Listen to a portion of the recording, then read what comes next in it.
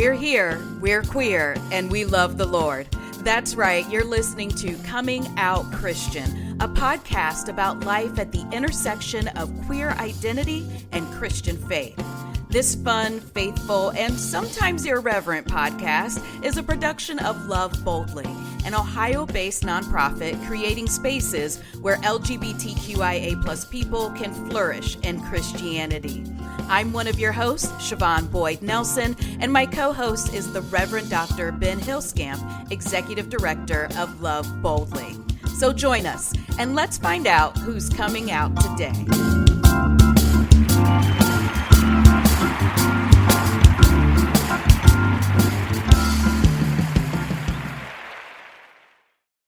Well, hey there, Ben.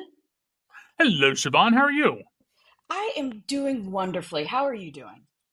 I'm doing very well, thank you. Loving the fact, or at least I hope I'm loving the fact that it's November and we just celebrated one of my favorite days in the church year yesterday. Probably most churches are celebrating it today, which is All Saints Day. Yes. All Saints was the name of my college chapel. Oh. So that day, that celebration of all God's people is just something that I really resonate with. And I know that at least in my congregation, we'll be celebrating it today. But some churches may have celebrated it yesterday on the actual All Saints Day. Wow. Okay. So I was going to ask you about something similar to that. So you are celebrating All Saints Day. Did you do anything to actually celebrate Halloween? I was going to ask if you had gone to any haunted houses this year. My guess is probably not. But I love Halloween. Halloween is one of those 3 days: Halloween, All Saints Day, and All Souls Day, which is traditionally November 2nd, are just some of my favorites. Why? So I love horror movies. I love that kind of genre of things. Not like the slasher horror movies, but more the like psychological horror and whatnot. So that's one of the reasons I love Halloween. I also love Halloween because it has a really cool spiritual component. It was the day where what was called the veil between this world and whatever comes after this world was said to be the thinnest. Yes. And that idea of thin spaces of ourselves on earth and our ancestors or the spirits or whatever you want to call them shows up in a lot of different spiritualities around the world and has continued in particularly Celtic Christianity, but also other parts of Christian spirituality. I don't know. I find that to be a really interesting time, a really spiritual time, particularly as someone who grew up in decidedly white Christian spaces, where the idea of being connected to one's ancestors or to general people, not just, like recognized saints, was not always the most accepted belief. Yeah.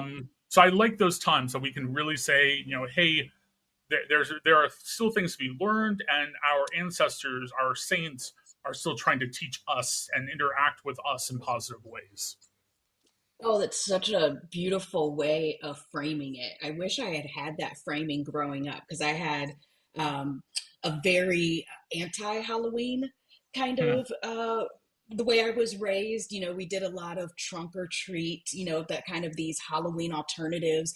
I actually was part of the Evangelical movement that did the haunted houses that were meant to scare you into repenting and becoming a Christian.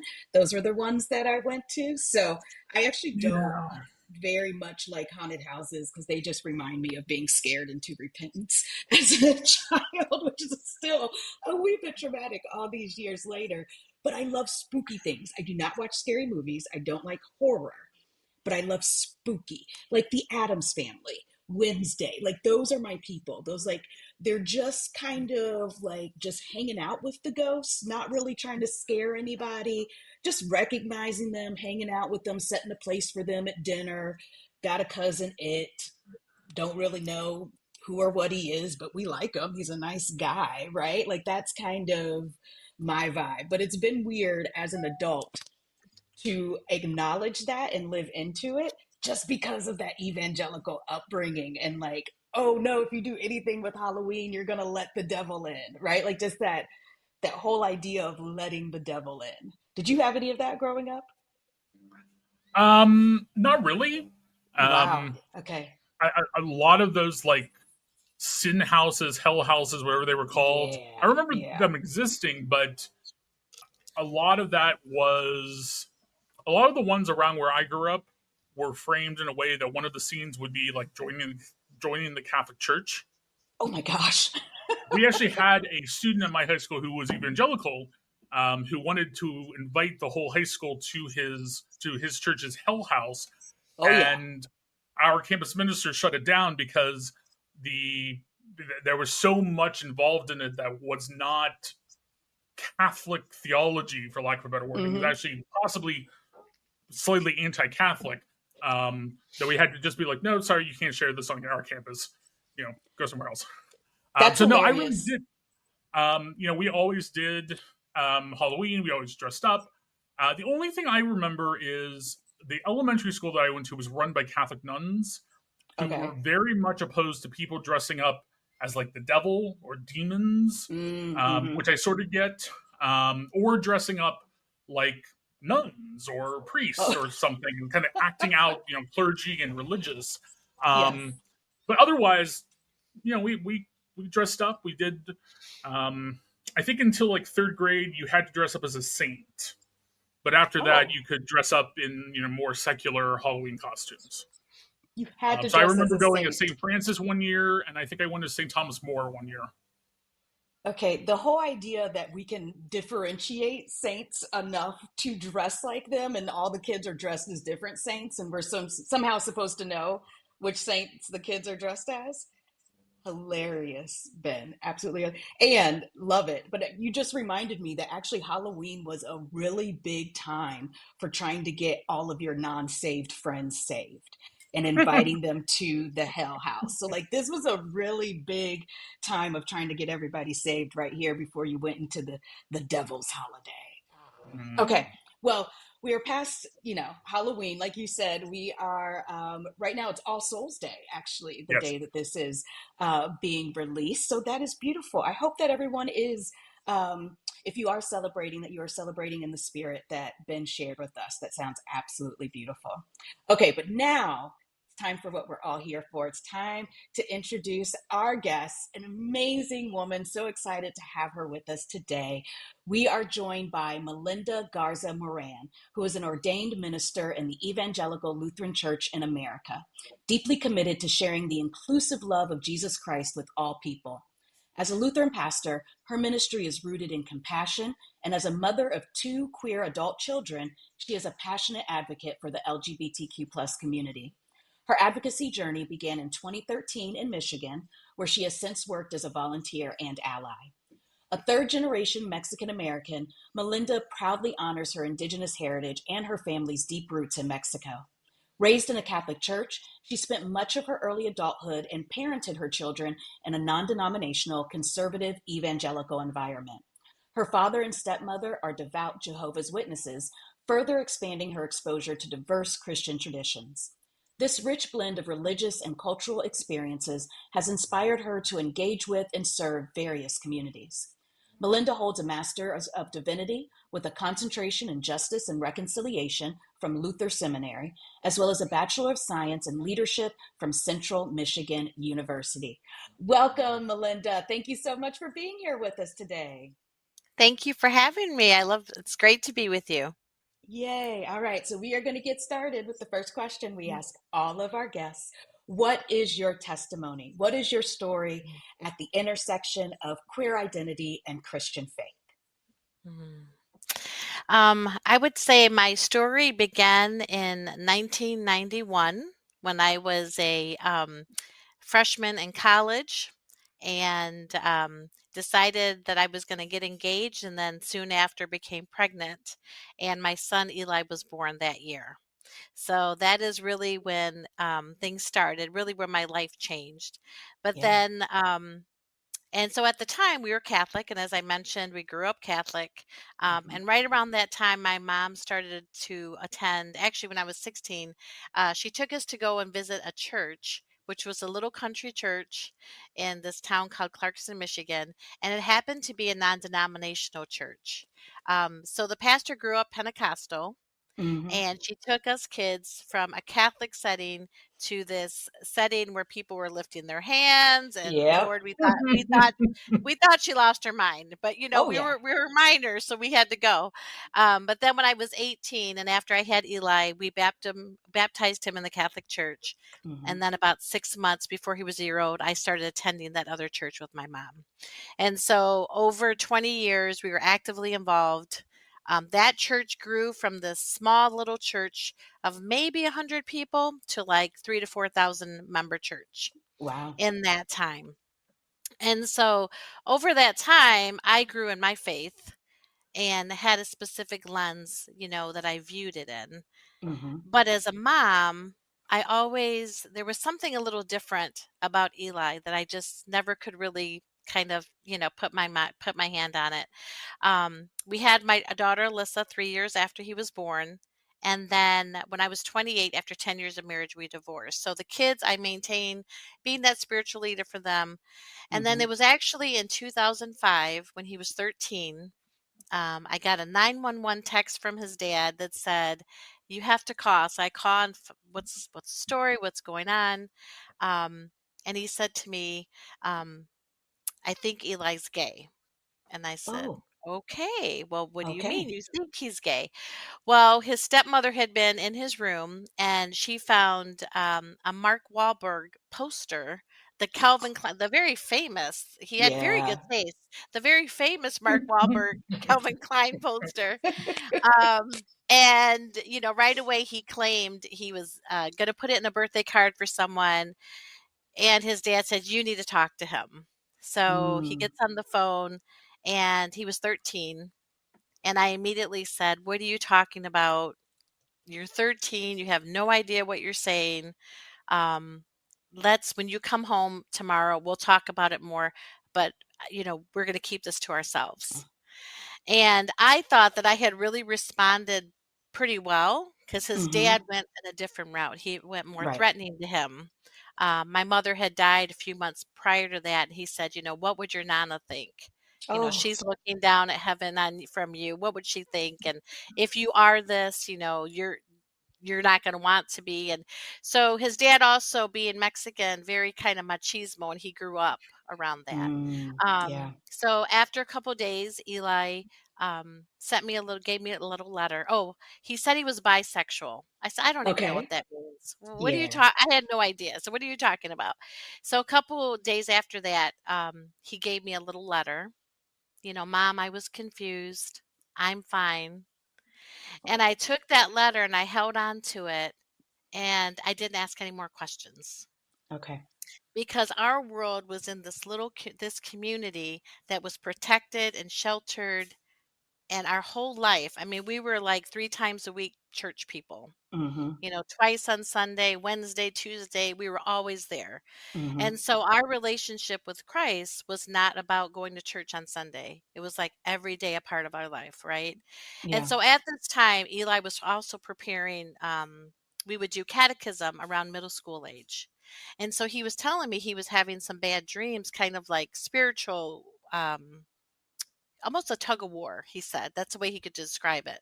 Like he'd have these nightmares where like he felt like something was being pulled at him.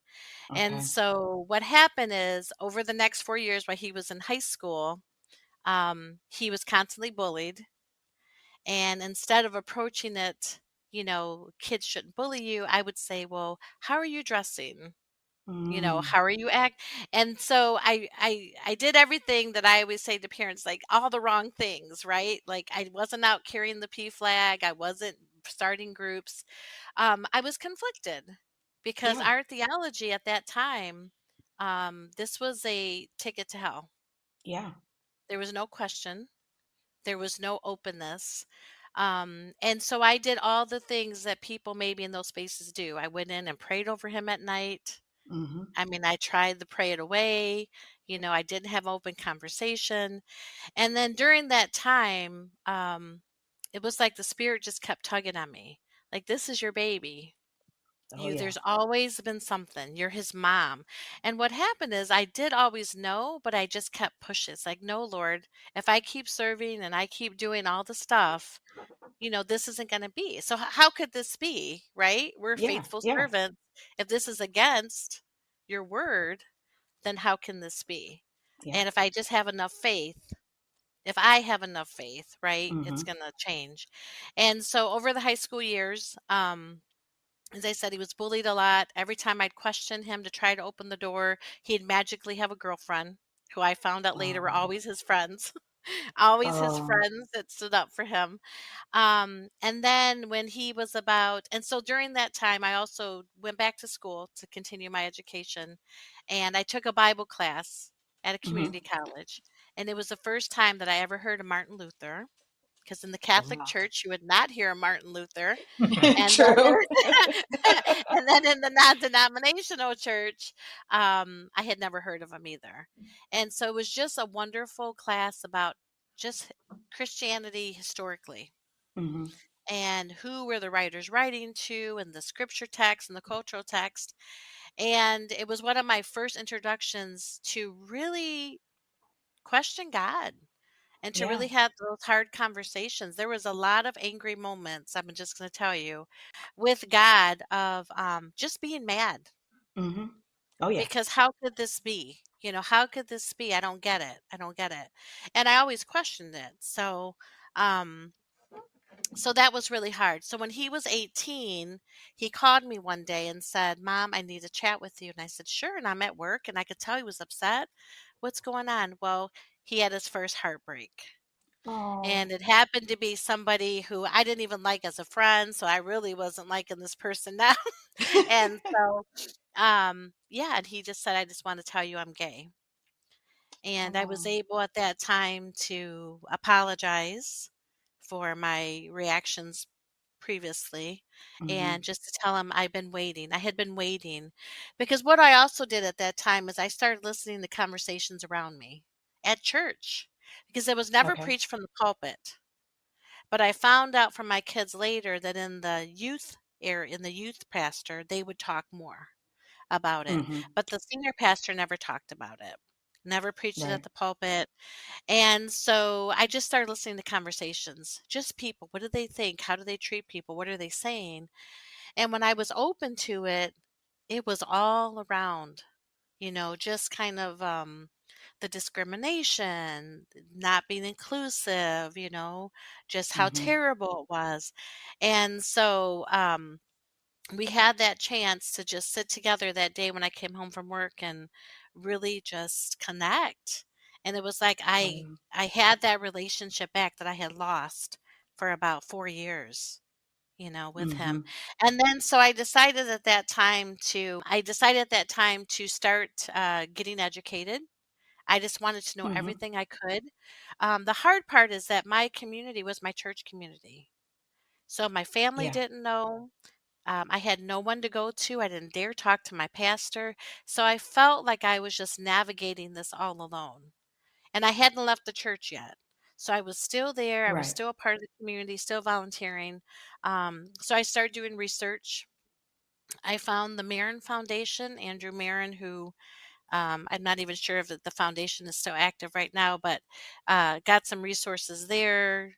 Started Mm-hmm. watching movies. Like the Bible tells you so. The story, Okay. all these different stories about parents, and everything, and really just started plugging in that way. And then got involved with a local community center in Michigan that was a large LGBTQ plus community center, Mm-hmm. and I approached my son and said, "Well, what do you think? What do you think about this?" Because I'd ask him all the questions, so he was very Right. good about answering all the questions. And he goes, "I think you'll be fine, but even as open as you are, there's going to be some things you're not going to be sure about, Yeah. right?" Yeah. Yeah. And so one of those areas was I didn't know anyone that was transgender and he Mm-hmm. didn't have any friends. So that was kind Okay. of an area that I really wasn't sure. I thought I had learned enough and got a clue on other things. I was still at the church, but starting to switch off. So one day I volunteered for a health fair, and I Mm-hmm. thought it was just a health fair maybe on sexual awareness or AIDS. And I walk in, and it happens to be a transgender health fair. And I'm like, Okay. okay, Lord, put you right in, right? When you're There you are. uncomfortable, just put you right into it. Yep. And so I was hosting a table with this young man, and we were talking for about a good half hour before Hmm. I even knew he was transgender. I had no idea. And Yeah. it didn't matter, you know? Exactly. Yeah. It did not matter. And so we started to talk about, he was of a Jewish background, and started to talk about his mother's struggle Mm. with her faith Yeah. and how she had a hard time and she didn't have a community. And so at that time, I really was like, Lord, we need things for families that grow up in these environments That's right. where you don't have your church community to lean on. Right. We need a space because sometimes some of the, I would just call them, I guess, secular community spaces Hmm. kind of are almost extreme, like don't want to talk about faith often, right? And so if that's Oh such yeah. a part of your life, it's really hard to like find that space. And so um I felt to my spirit, okay, well go ahead. And I'm like, nope, not me, so I put that aside and I kept volunteering. And then in 2017, I moved here to Cincinnati, Ohio, Hmm. um, and it plugged in right away. After I got a job in church, my next space was to find where can I plug in with the LGBTQ plus community. And so I did Glisten. I was a Okay. peer youth mentor with Glisten, which is a national organization, and then got connected with Lighthouse and Yes. um, facilitated or co-facilitated a group called Faith and Families. It was through Safe and Supported, Wonderful. and there I met Heidi Weaver Smith from Love Boldly because they were a Yes. part of that, and then started my journey plugging in with Love Boldly. And then during all that time, I discerned seminary. And Oh, so in wow. 2018, I decided to go to seminary. And a big piece of it was to show people a different way of looking at our Christian faith, of looking at Jesus, because what happened is I met a lot of my son's friends Hmm. who lost everything.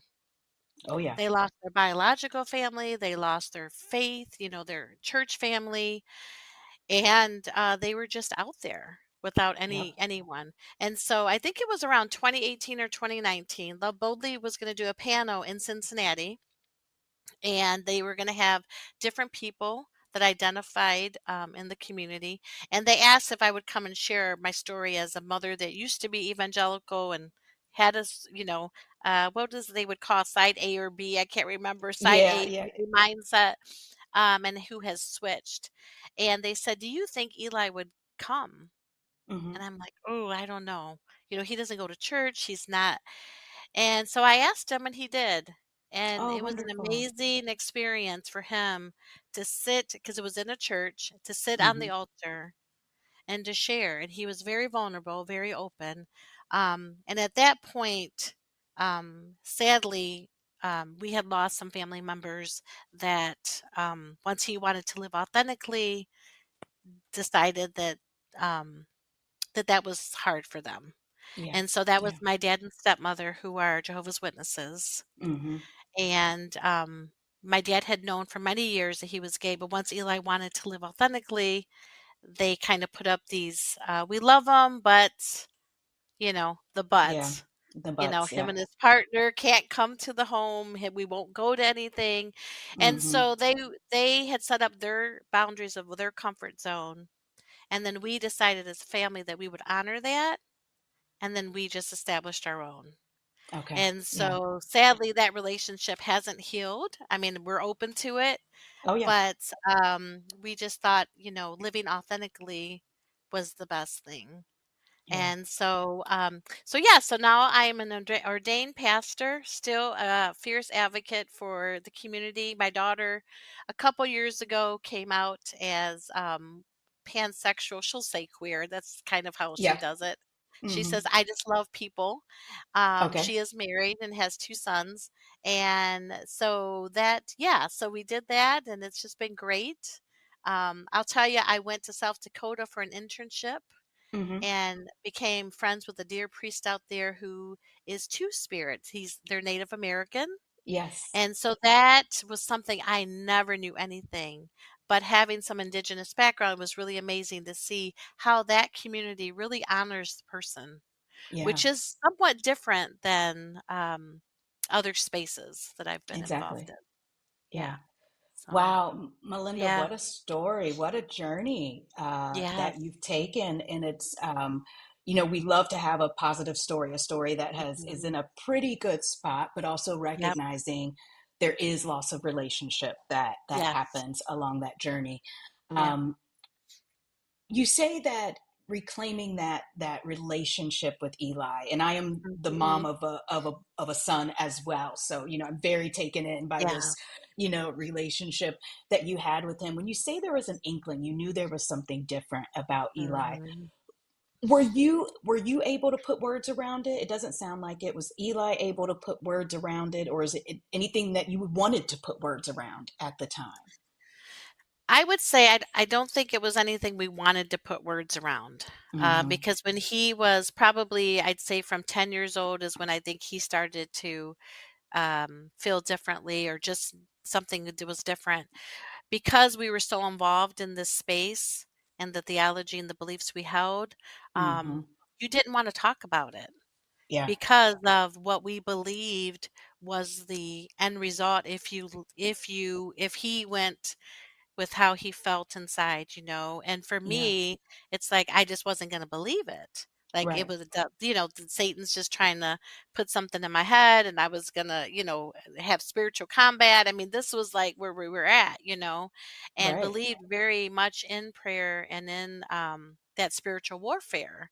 And so, in my heart, it's like, yes, that is, he's Yeah. gay, but I couldn't accept it, Right. because it was so far removed.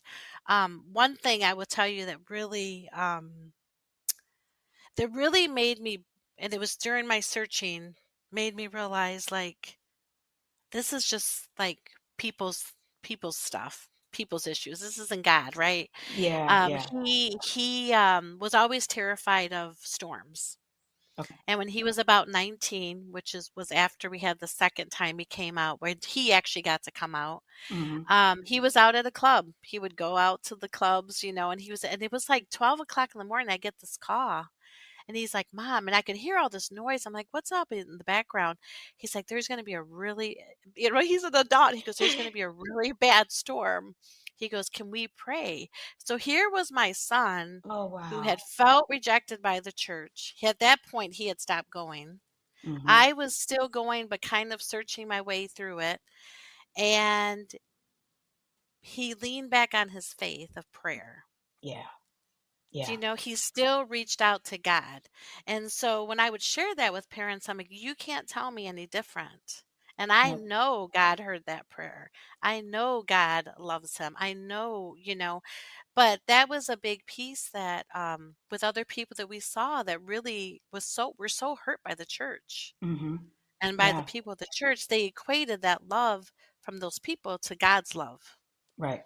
Right. And I think that was a piece of why I didn't want to believe it too, because I was afraid of that. Yeah. I mean, there's a lot of, Mhm, unfortunately, in those non-denominational evangelical mhm. spaces, so much of the theology is based in fear, Yes.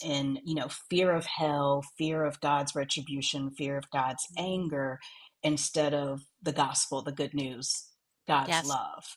um, yes. and so it sounds like Eli was experiencing more of that fear mongering directly, particularly about Mhm. being queer, in the Yeah. youth program than maybe you were hearing Yes, in the adult correct. program. Yeah, yeah. Yes. And that's really tough. That's because those are the kids that Mhm. were having all the questions. So it makes sense that Right. those conversations were happening there. So Yeah. what led you to the Lutheran Church? I mean, that is a big, I mean, it's not big because you came from the Catholic Church, you were in Yes. an evangelical space, and then now you kind of swung back to the other side. Not the other Yeah. side, but swung back the Yeah. other direction Yeah. with a Lutheran church. Because so you've been raising your hands and shouting for 20 years.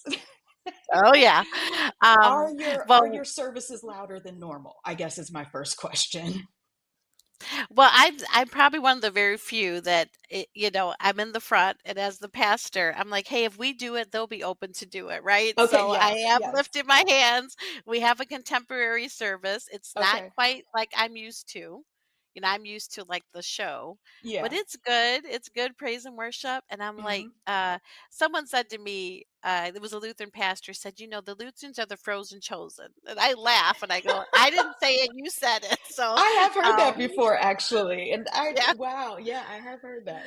Yeah. So, no, when I decided to break off from that other church, mainly because of what I was learning and how God Hmm. was stretching me and revealing things to me, I actually went back to the Catholic Church for a little while Okay. because it was familiar. I stepped back in Yeah. time. I mean, it was familiar.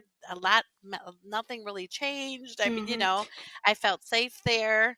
Yep. And then I was invited by a coworker to his service, and it happened to be Lutheran. And I heard a little bit about Martin Luther at Hmm. in the class. I watched the movies. I tried to read up on them. And when I went, it happened to be in Michigan. It happened to be a contemporary service. Again, nothing like I was used to. Nobody was Right. speaking in tongues or anything Yeah, like yeah. that. But the pastor was even open to raising your Okay. hand. And so, Okay. and then I found out I went another time to a traditional service and I'm like, oh, this feels very Catholic. Yeah, And I'm like, yeah. Lord, this is kind of the best of both worlds. And it was the first time I heard really the message of grace. Mm, So, what was really good for me and my foundation through the non denominational church is that Jesus loves you and, you die and you give your life and you say the salvation prayer, right? Like that was what it was hmm. about. But then I spent many years afraid of losing it. Yes, If I didn't yes. live a certain way, if I didn't do, and all these years of fear, I'm going to lose it, my kids. And then when I realized, like, I used to question, how am I going to lose it, Lord, when I'm doing right, when you love me when I wasn't? I don't get that. Hmm. That doesn't make sense. Oh, the good point. And Yeah, then, good point. so this message of grace, that you can't earn it, Hmm. that it's available for everyone, and that what you do is not going to make God love you more or less. Like God loves you. Right. And so that was the freedom in that. And then, there were, of course, some things that I wanted to learn about the denomination and where they stood on social things, social Hmm. issues. Um, and then at the time, I found out that there were different groups of Lutherans. I didn't know that. So Yeah. there are some more conservative and things which I'm not a part of that. But really, that was a piece of it. And then just some of the mission work. Okay. Um, yeah, Yeah, that's beautiful. yeah. And it's so funny that you say that about coming into the Lutheran tradition because it's almost the total opposite, I think, of what Ben's going through. He was just ordained in TFAM, and I think has been Mhm. instructed that he needs to get a little bit looser, a little bit more loose in in the with the TFAM folks who have more of a Not Pentecostal. so much instructed Okay, as encouraged. there we go. Um, I keep calling. I'm never going to be able to shake my Catholic upbringing or my years as an Episcopalian, but but I call myself a baby Pentecostal A now. baby. There you go. I Which love it. actually in for our more theologically minded listeners or more denominationally minded ministers probably means I'm kind of like a more excited Baptist at this point. Um, but yeah, I keep calling myself a baby Pentecostal, Yeah. and I think that will be the case for quite a while. I should mention, of course, that TFAM is a historically African American or a Yeah. denomination or movement. So we're not talking Pentecostal as in white Pentecostals. We're talking Black Pentecostals here, which is another step beyond the Mhm. more traditionally Hmm. white Pentecostal church. A Yeah. lot of drums, a lot of running. I love it. I love it. So let's talk, Melinda, Yeah. about your ministry now in the church Yes. and your role as pastor. How do you bring those life lessons, everything you've learned, to the pulpit? I will say, as someone who doesn't necessarily have a pastor right now, someone with Mhm. your life experience sounds great Mhm. as a Mm. theological leader. So how are you Mhm. bringing that experience into your role as pastor? Well, it's very interesting. When I started seminary and I went to Luther, that's in St. Paul, I did a distance learning program. Hmm. It was filled with people from different denominations, so it wasn't just Lutherans. But Hmm. what I quickly found out in Ohio, and then of course I went to South Dakota, which is kind of like the homeland area of Lutherans, Minnesota and South Dakota. Um, a lot of the clergy were Europe had a European background, were Caucasian, and so Right. as a Mexican woman, Mexican American, it was like, okay, where am I going to fit in, Lord? I know Mm. this is my heart passion. And I wasn't cluing in that the churches I attended all had pastors that were Caucasian as well. So um, when I came back and went through the call process, I worked for a church in near Cincinnati in a suburb Kenwood. So it's in Okay. Kenwood, Ohio. We're a pretty good sized church. We have three pastors. I'm an associate, Hmm. and so they've been there for 70 years, and I'm the first clergy of color. Wow. So they've had a lot of women, Okay. which has been wonderful, strong presence of women, but I'm the first clergy of color. And That's a big role. That's a big. it Those are big is. shoes to fill for a person. It is. And the interesting thing is I don't think folks really recognize it. Hmm. And the same thing happened when I was in South Dakota. We had a woman that was a senior pastor. Our associate pastor was an openly gay man. He was part time. And then I was their vicar. And I said to the senior, "Do you realize this combination you have is not common in the Right. church?" She didn't get it Okay. until we were out serving, and a Native American woman came up and came right to me and started Hmm. talking instead of her, and Hmm. then it clued in. It was Yes. that, you look like me, the connection. And so with us being just outside of Cincinnati, and we have people, we're a regional church, we have people that come in from all over. My hope is that seeing some difference will Right. bring folks in as well.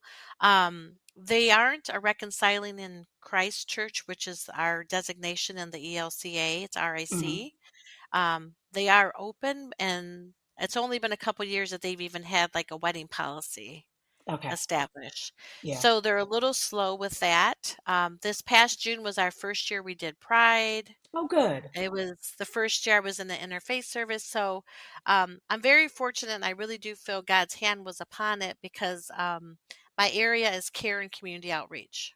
Okay. So those are the areas along with the preaching and everything. And so it's been tricky, Yeah. a few. I would say I started in January, so it took about 6 months as you're building relationship Hmm. to really just start at the pulpit, always being authentic Yeah.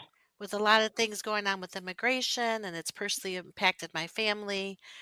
Preaching that in a space that it is very mixed. I It know is. it's Yeah. mixed politically, not as much as I would like racially or ethnically, but definitely socially and economically, it's pretty diverse. Yeah. Yeah. Um, so yeah, so just spending time building those relationships first is really Hmm. important, and then being authentic. Hmm. So they knew when they interviewed me how much this community means to me personally as a mother, and then also just as an advocate, and then the background. So, Yeah. yeah. Yeah.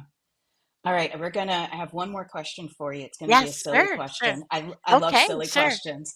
Yeah. So we talk a lot on this podcast about PKs, preachers' kids, right? Yes. Now, Yes. you became a preacher later in life when your kids were Yes. older, but are they PKs? Like, have they Yes. taken on that? And here's the funny thing, Siobhan. When I talk to them about seminary, because they're so real. I'm like, if anyone's going to tell me I'm nuts doing this in my late 40s, early 50s, it's going to be them. Yeah. And they're like, no, it makes sense. They're like, we were at church all the time. Hmm. We never had the PK title, but we felt like a PK because you had us there all the time. So Yeah. yeah, I think they've embraced it. you know? Oh, that's great. Yeah. That's great. Yep. Yay, that's Yep. awesome. Oh, good, Yeah. good, good. Melinda, this has been an amazing conversation. I want to say thank you for all of the work that you're doing. I mean, you really Mm, are out there in the community, volunteering, doing work with the community, in the community. You've worked with Love Boldly for a number of years. Thank yeah. you for doing that and for telling your story and being someone that others can come to and feel comfortable with. And again, find that safer faith space Yes. because we all deserve to have that in our lives. So thank you for making that safer space for folks in the community. You're welcome. Definitely. You're welcome. All right, y'all. We are going to jump into our two segments. The first one is the query of the day. Yes, I said query. Yes, it's a pun. This is your opportunity to talk back to the podcast. Let us know what you're thinking. Answer the question with us. I've already asked, oh, no, I'm going to ask a different question. Ben, what was your favorite thing to dress up as? Was it a saint? Was it a devil when you finally could, or was it something else? What did you like dressing up as a kid? So people who know me very well and have known me for a long time would probably be able to answer this question for me. When I was in third grade, fourth grade, couldn't have been any older than fourth grade. Um, I wanted to be a Romulan for Halloween. And if you know Oh, Star Trek, Ben. particularly Star Trek: The Next Generation, you know Romulans. Romulans are the kind of uh, foil to the Vulcans. They're the very Mm-hmm. warlike, quasi-fascist kind of people that are, or aliens that are encountered.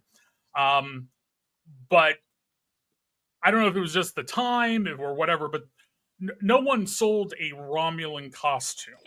No, So, not in those so days. no. So my mother did her very best to construct a Romulan costume, and I wish so much that we had pictures of this, but we don't.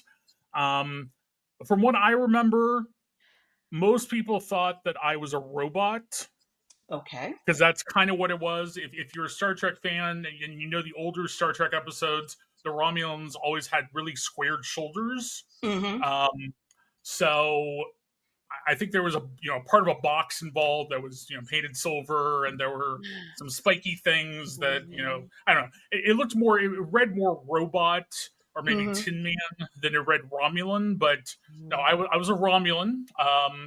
We found elf ears, so I had little pointy ears, and that was by far my favorite costume ever.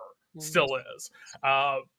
Largely because my mom spent so much time trying her best to create a costume for her very strange son who couldn't just go as a pumpkin or something or a superhero.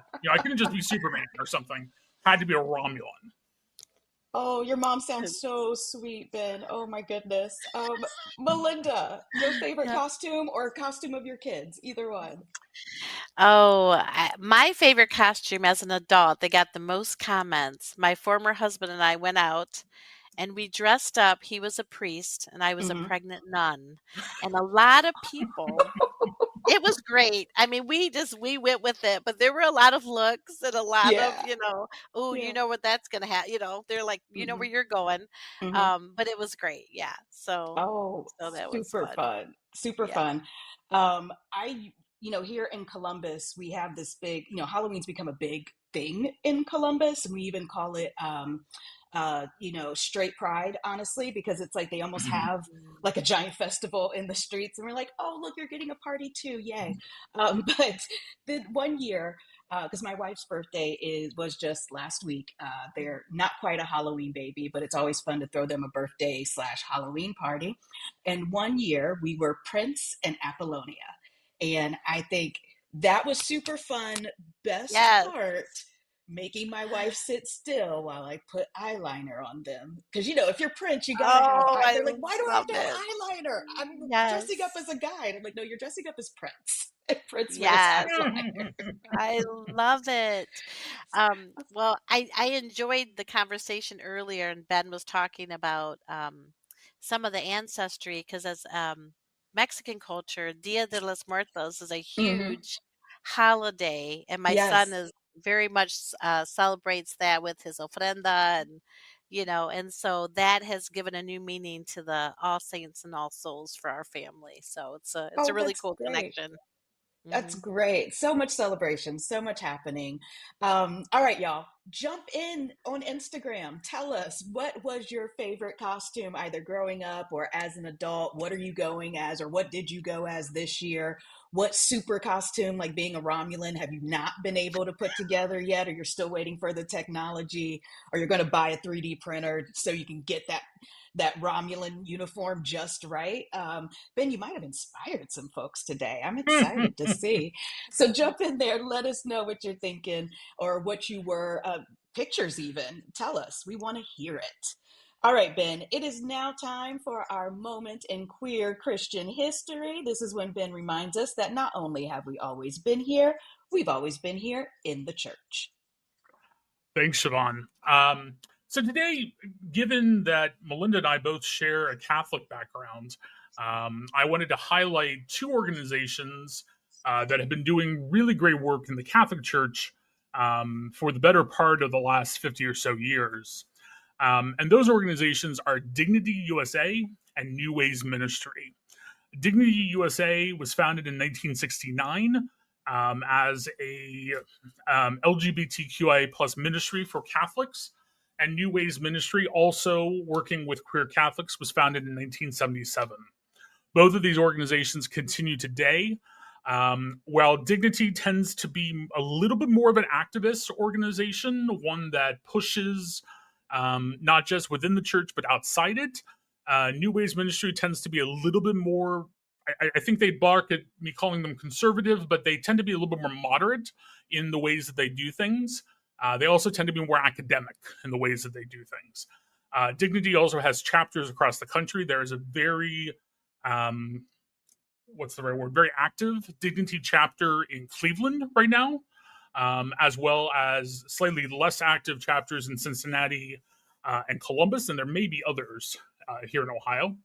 But both of these organizations have, again, been around for 50 plus years at this point, really seeking, even in times where the Catholic Church was far less accepting of LGBTQIA plus folks than it is now, have really been pushing for the rights and the dignity of queer folks in the Catholic Church, whether that be the simple acceptance of queer folks in Catholic parishes across the country and around the world, as well as the right for openly LGBTQ folks, at least LGBTQ men, to be ordained in the Catholic Church without having to be in the closet or compromise who they are as authentic individuals. You can find both of these organizations online. They both have great resources, like Love Boldly. New Ways Ministry sponsors a list of at least queer inclusive or queer accepting, if not queer affirming, Catholic parishes across the country. Unfortunately, as you see on that list, even here in Ohio, I think they only have 12 listings. But still, for people, particularly who are living in more metropolitan areas, there are Catholic churches out there that are, at the very least, accepting of queer people, if not more affirming. Wow. Thank you, Ben. Really glad that those two organizations exist and that they are pushing. I always like the multiple organization structure. Everybody can find a spot and push from there, and then eventually we get it over the line. So, really glad those two organizations exist and are doing the work that they're doing. Awesome. Well, we have come to the end of another amazing episode. Melinda, thank you so much for being here and sharing your story. I know this is going to be so helpful for folks just to hear about the journey that you went through and where you are now and the great place that you're in today. So thank you so much for being here. Is there anything that you would like to share or plug with the folks that'll be happening later this year? Yeah, two things since we're in November. One thing is if you are a parent or a family member of someone that is LGBTQIA plus, Cincinnati does have a group, a support group that meets the Hmm. first Monday of the month through Love Boldly. So if you go on the Love Boldly website, I think it's under resources, parents and families, you'll see it. You can contact someone, and it's a wonderful group. We meet every Monday, just share, have a safe space to come and just be authentic. Just share your questions and your wonders and the love that you have for the people in your family. The other thing is with Christmas coming, it's a joyous time when, as Christians, we're waiting on the coming of our Lord, but it's also a time where a lot of people struggle. Yeah. There's a lot of sadness. There's a lot of, heartache and grief, and so as part of ecumenical faith of different clergies in Montgomery, Blue Ash, and Kenwood area near Cincinnati, we're going to do a Blue Christmas service. And Mm. on Sunday, September 21st, Okay. in the evening. So it's going to be held at St. Barnabas Episcopal Church in Montgomery. So if you're out in the Cincinnati area and this is something, we wanted to do it, bringing different faiths and denominations together, and just to provide a space for the community to come and be together. That's Thank you. wonderful. Yeah, that's wonderful. Thank you for doing that. We need more of those spaces that are particularly for us, because you can't get through the trauma and the hurt and the pain by walking into the same old spaces over and over again. We need Right. some effort put into making those spaces safer. So thank you for doing that work, Yeah. Melinda. Glad to hear about Mm, it. Ben, you you're wanted to share welcome. some stuff about Cincinnati as well, didn't you? Sure.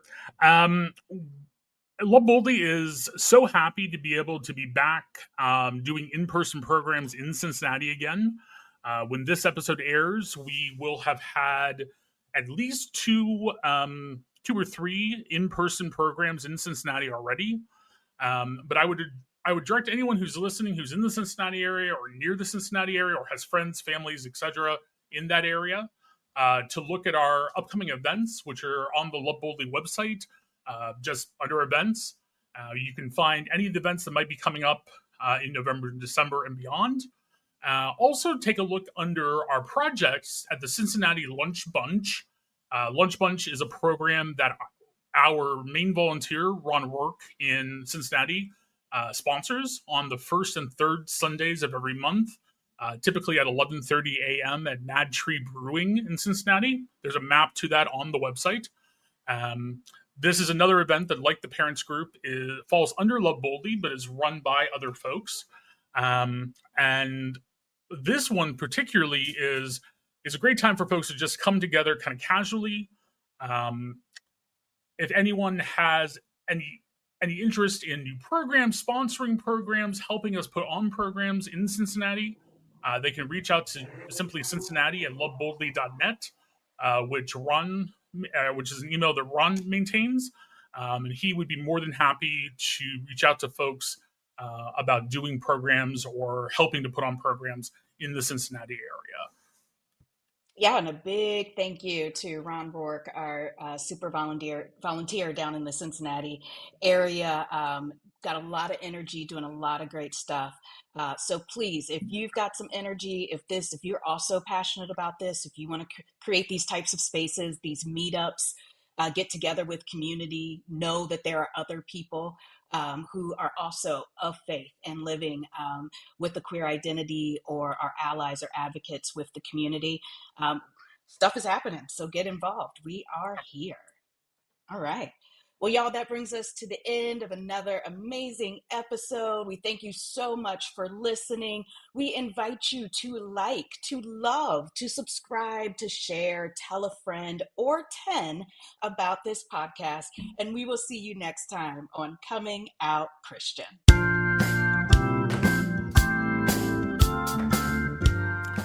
Thanks so much for joining us today.